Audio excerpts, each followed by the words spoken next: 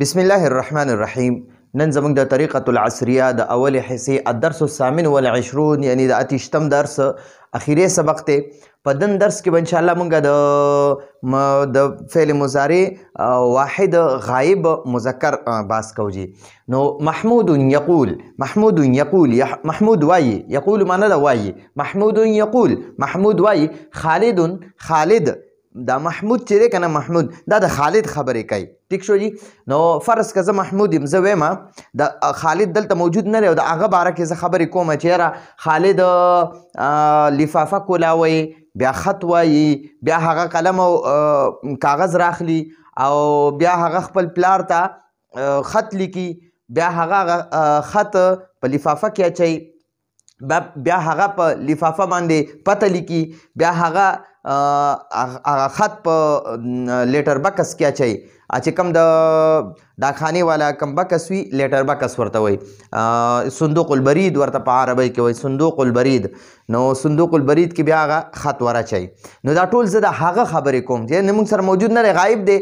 نو فرض که زه محمود یم، زه وایم محمود یقول، محمود وایي، خالد، خالد چې دلته موجود نه دی، خالد یفتح الظرف، ظرف لفافه ته وایي، یفتح معنی هغه کولاوي، الظرف لفافه، خالد یفتح الظرف، خالد لفافه کولاوي، ويقرأ او هغه لولي وایي، الرساله خط او هغه خط وایي، خط وایي لولي، ثم بیا یاخذ هغه راخلی، هغه راخلی یا هغه نیسی، القلم قلم والورق او کاغذ. نو داسې به وایو ثم یاخذ القلم والورق، ثم یاخذ القلم والورق، بیا هغه قلم او کاغذ راخلی، ویکتب الرسالة، ویکتب او هغه لیکي، کتب یکتب معنی لیکل، یکتب معنی هغه لیکي، ویکتب او هغه لیکي الرسالة خط الی والده خپل پلار ته، خپل پلار ته، د هغه پلار ته یعنی خپل پلار ته، د هی معنی هغه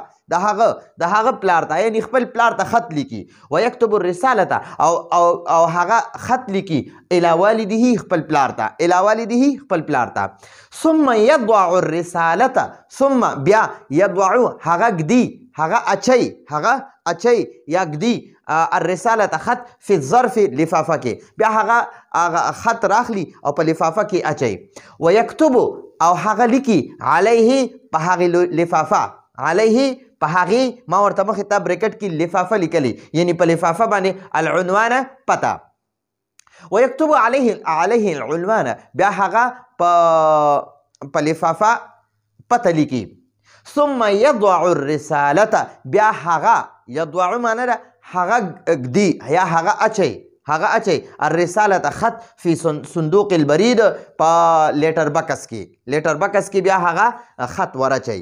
نو بیا هغه لیټر بکس لا ډاکي راشي او هغې نه هغه خط واخلي او ډاکخانې ته یوسي، بیا ډاکخانې والا هغه کاغذ ته وګوري، هغه لیټر ته وګوري، هغه خط ته وګوري چې په هغې کومه پته وي، بیا هغه هماغې پتې باندې هغه ور ورسوي.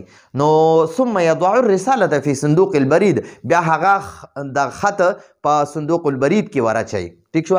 نو دا لږ غونته مختصر گفتگو موکړه خپل یعنی د یو غایب باره کې مونږ.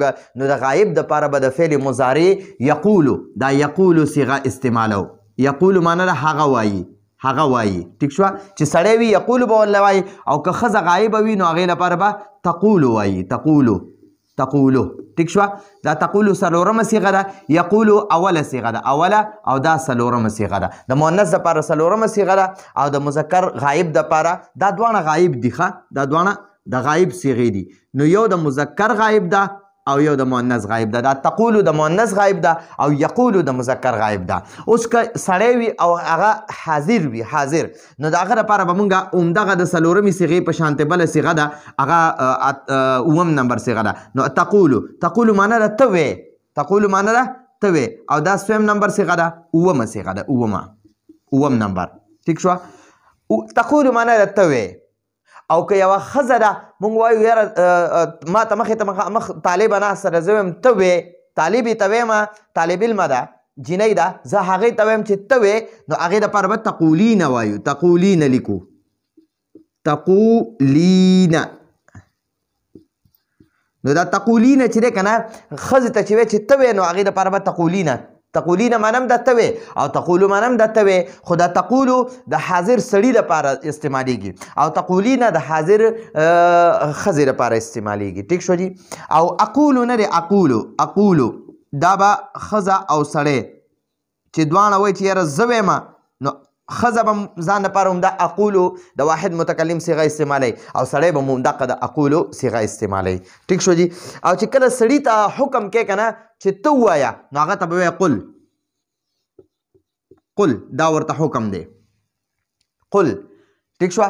او چې ښځې ته وایه ته ووایه نو هغې ته به وایه قولي ته ووایه. ښځې لپاره قولي د امر صیغه ته ووایه او سړي لپاره قل ته ووایه. ټیک شوه. لکه قرآن پاک کې نبی علیه السلام ته الله پاک ځای په ځای فرمایلي قل یا ایها الکافرون قل ای زما نبي جي ته ووایه هو الله احد ته ووایه اعوذ برب الفلق قل دا د امر صيغه ده ته ووایه اعوذ برب الفلق. بیا وایي قل دا د سړي لپاره د امر صيغه ده ته ووایه اعوذ برب الناس. ٹھیک شو جی. نو دا قل چې دی دا د سړي د مذکر د امر دپاره ده. او چې کله سړي ته وایي ته مه وایه نو هغه دپاره به وایي لا تقولو ته مه وایه ته مه وایه. او چې کله ښځې ته وایي چې ته مه وایه نو هغې دپاره وایي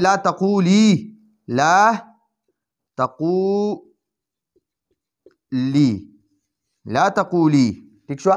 نو دا یو څو صیغې مې هم درته حل کړي خو دا نن بس مونږ صرف د غایب صیغه د فعل مضارع واحد مذکر غایب صیغه استعمال کړه چې دا به د غایب دپاره مونږ څنګه استعمالو. نو دا زمونږ د نن ورځې درس او د الدرس الثامن والعشرون د 28 نمبر درس سبقونه ختم شو. تمرین پاتې دی انشاءالله راتلونکي درس کې به مونږ بیا تمرین حل کوو. نو راتلونکي درس پر اجازت غواړو. هذا هو المرام والله اعلم بحقیقة الكلام.